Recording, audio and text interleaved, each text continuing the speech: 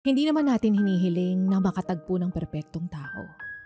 Minsan sapat na yung maiintindihan ka or dadamayan ka kapag hindi mo na kaya.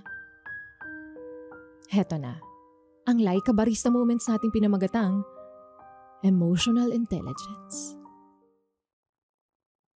Nagdadrama ka na naman. Puyat lang yan, alam mo, itulog mo lang yan. Ano na namang problema mo? Diyos ko, ang lit-lit na bagay pinapalaki mo. Narinig mo na ba ang lahat ng mga salitang ito mula sa taong akala mo ay makakaintindi sa'yo?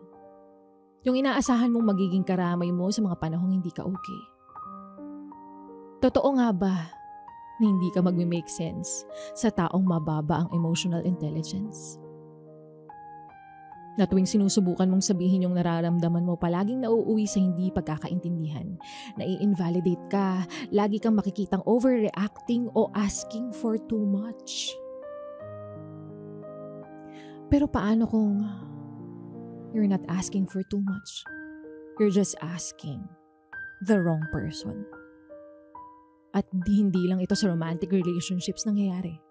Pati sa pamilya, kaibigan, o mga taong malapit sa atin. May mga ganyang sitwasyon.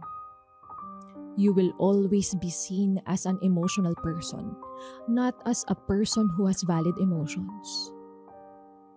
Dahil ang magmahal ng taong mababa ang emotional intelligence ay parang pagsakay sa roller coaster na walang seatbelt.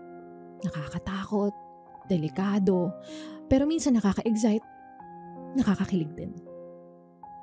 Pero the moment you start to question your worth, that's the time to let go and free yourself. Loving someone who lacks emotional intelligence is very draining.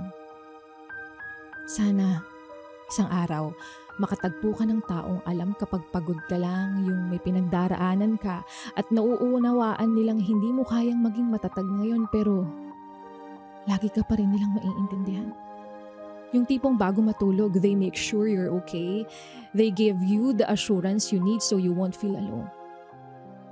Because we all deserve to be loved by someone who knows our worth, our value, and our existence.